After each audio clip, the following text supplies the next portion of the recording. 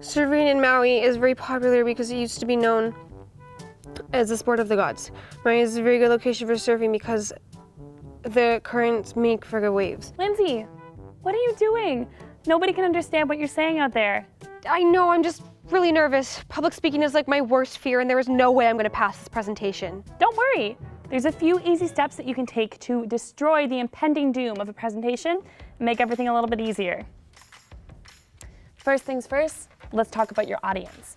It's important to know your audience so you can structure your presentation around them. Every audience is going to be coming in with different experiences and abilities, so you want to be able to build a strong framework. If you're doing a more corporate presentation, you're going to make it a lot more formal and professional. Whereas if you're doing an informal classroom presentation, you can make it more casual and colloquial for your classmates. Like any good paper, a good presentation should have a clear beginning, middle, and end.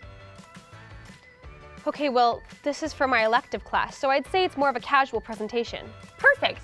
So the next thing you need to determine is whether your audience would understand technical terms or not.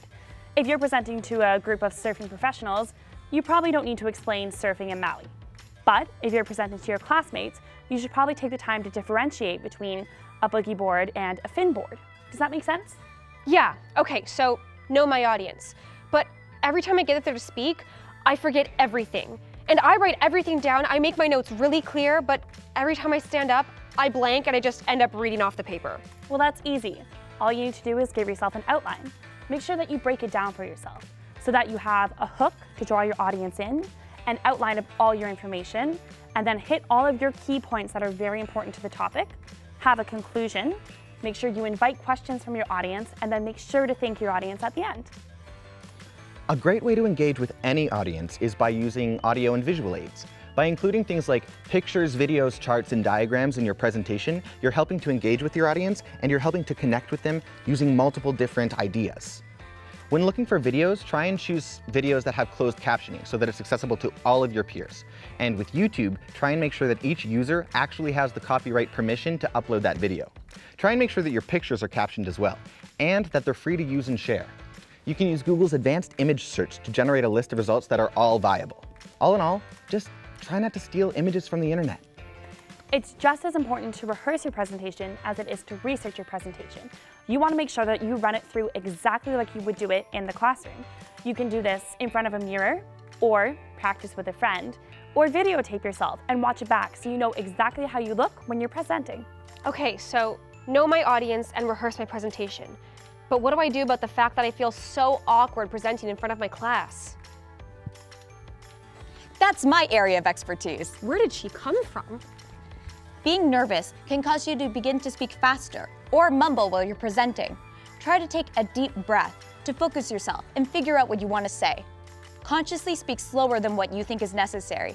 This makes it easier for you to be understood and makes your presentation more effective. And that, fidgeting with objects or your hair can be very distracting to your audience and take away from all the hard work you put into your presentation. A great tactic is to make eye contact with your audience. This keeps them engaged throughout the presentation. Use body language to talk about a point, demonstrate a concept, and use visual aids. Okay, but fidgeting is a nervous habit. How am I supposed to break a nervous habit if I'm nervous about my presentation? That's something that you're gonna have to figure out for yourself. Some people like to listen to music, meditate, pick out a great outfit so that they feel comfortable, or walk around to release nervous energy. The most important thing is to figure out what works for you before you give your presentation. Okay, so know my audience, rehearse my presentation, have a confident physical presence, and think of calming techniques that work for me.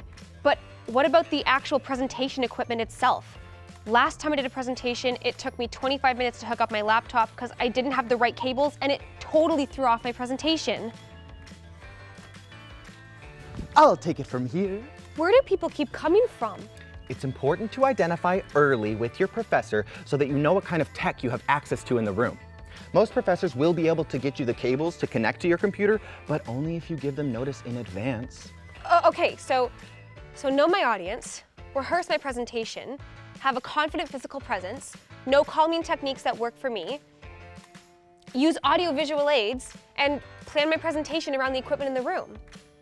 Wow, When you break it down into the 6 easy steps, this presentation seems a lot less daunting and a lot more manageable. I'm gonna do great, guys!